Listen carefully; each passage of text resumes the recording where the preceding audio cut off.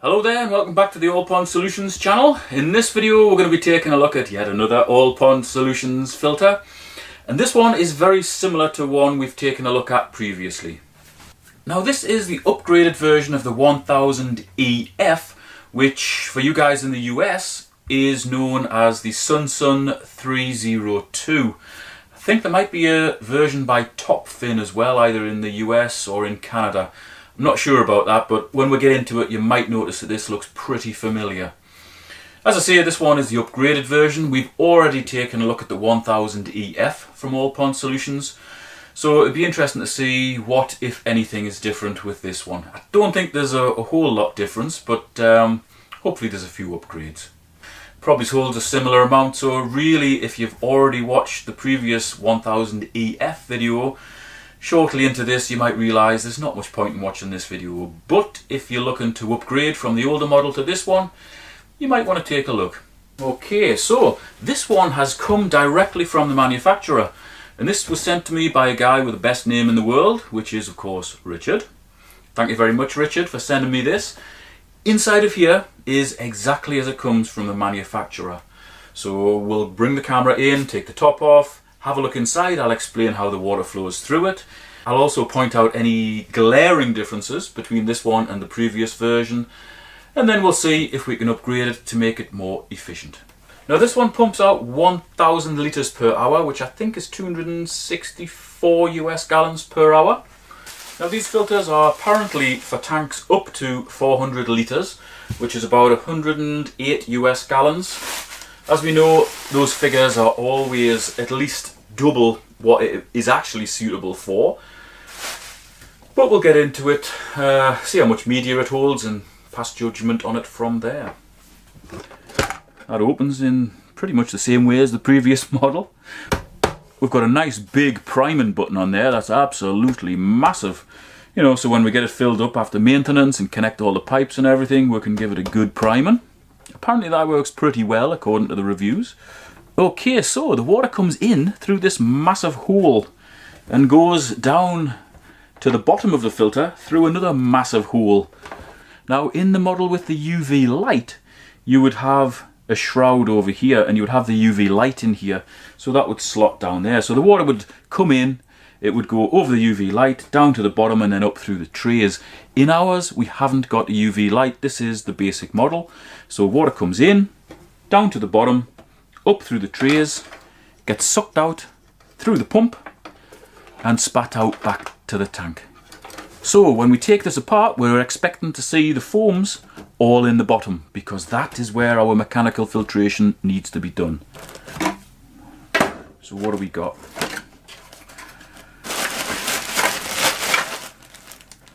Got some pretty good quality sintered glass rings. Now often they're ceramic rings. These ones I can almost positively say are sintered glass. I've had some of these out from a previous filter and they feel good. They've actually got quite a thick wall as well, so they're a lot better than much of the media that comes with these cheap filters. They're not actually a bad media. Under that we have a fine pad. Next tray down we've got really nothing more than a token gesture of plastic balls, which are hopeless, followed by another fine pad. Having multiple fine pads is okay because we can use them as spares. And then in the bottom we've got carbon, that again is in the wrong place, followed by another fine pad. In the bottom of here we do have space for some primary settlement. So when the water comes down through the middle of those trays, it'll hit cheap media in the bottom of here, which will settle the flow. So let's set this up how it should be set up. Okay, so in the very bottom, before we even get to the trays, we're going to put some EF1 mech. This is very small ceramic tubes. It's absolutely perfect for putting in there to take the heavy muck, to redirect the flow, just to slow it down a bit and settle out some of that heavy muck before it gets to the trays.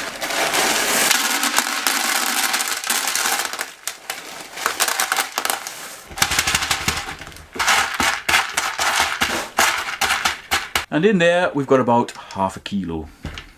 So our bottom tray that had the carbon on, we're going to whip that pad out, and we're going to use this as a template to cut a coarse pad and a medium pad. So we can go coarse, medium, then fine. That'll sort out all the mechanical filtration. All the muck will be held in the bottom third of the filter. So I'll just cut a couple of foams, put them in, and then I'll get back to you. Okay, so we've got our bottom tray. We've cut some foams, which are the same as this template. So coarse foam goes into the bottom,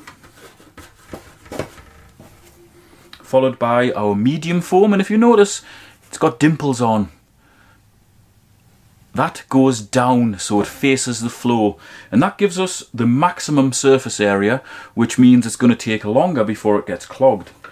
A lot of people still argue about this on YouTube, and I know a lot of the big channels actively encourage people not to go for this sort of foam, but it makes perfect sense.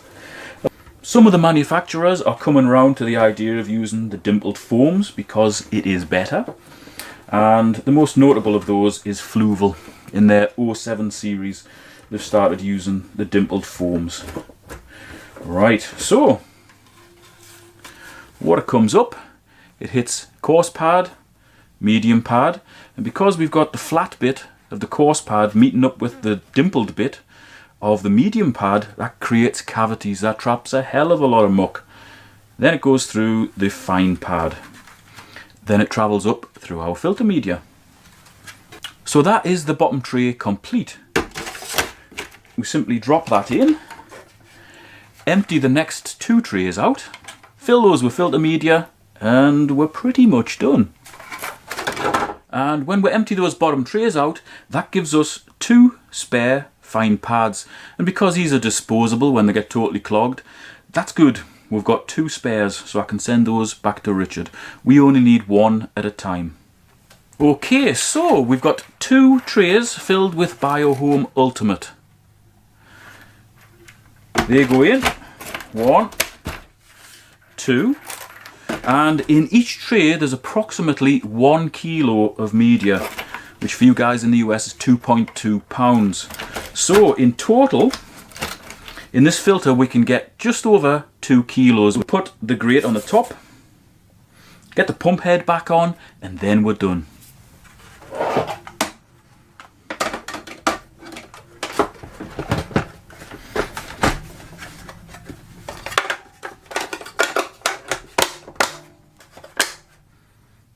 Job's a good one. Now the only thing that we've used from this filter as it came from the manufacturer is the fine pad.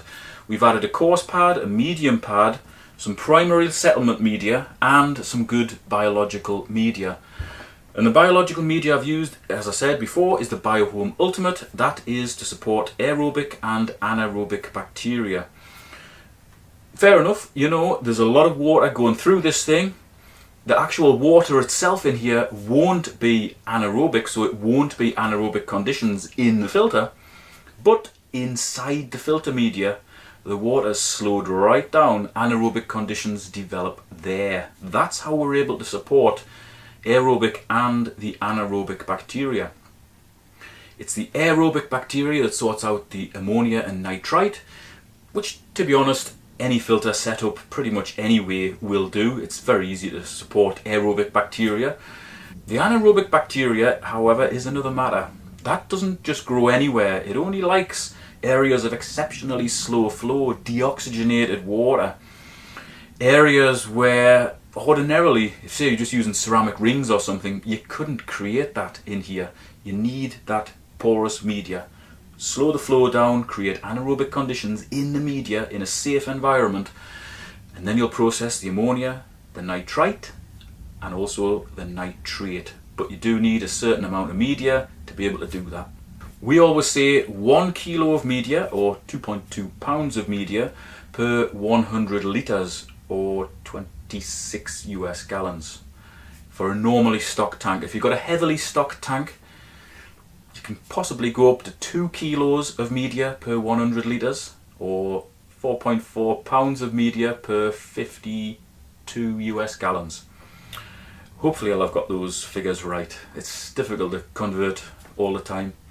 So after explaining that, we've got 2 kilos of media in here, which is 4.4 pounds. If we work on the tank being normally stocked, that makes this filter, set up the way it is, suitable for achieving a full cycle, which is the processing of ammonia, nitrite and nitrate, for an aquarium of approximately 200 litres or 52 US gallons. Obviously if you've got a tank smaller than that, great, you know, you can never have too much filtration. But if your tank is creeping towards being heavily stocked, this filter would probably be suitable for tanks up to 100 litres or 26 US gallons, which might not sound much, but we're talking about a full cycle. So as far as the differences between this and the previous model goes, other than cosmetic, I can't really notice that much difference. Because this one has the big hole going through the trays, this one actually takes less media to fill it.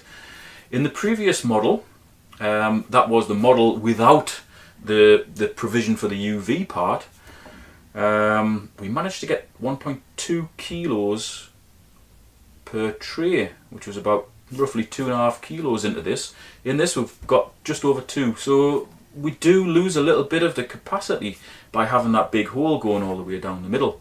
You know, it's still a pretty solidly made filter. They're still banging them out very cheaply. They're still getting mixed reviews. But really for a budget filter, there's certainly a lot worse out there. You know, they are a decent filter, especially for the price.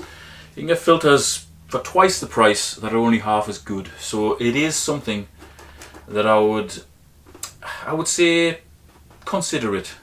You know, unless you've got a bigger budget and you can go to one of the name brands. You know, the high door filters are very good, Fluval filters are very good, the older Eheims are good, the Pro 4 series is awful. But for the most part, yeah, they're pretty substantial filters. These are the same as Sun filters though, so bear that in mind. I see people arguing all the time about which one's the best.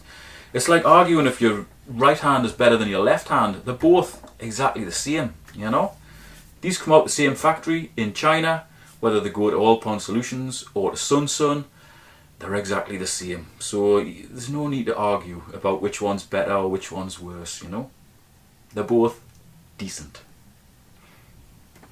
If you've enjoyed this video, give it a thumbs up, share it wherever you want.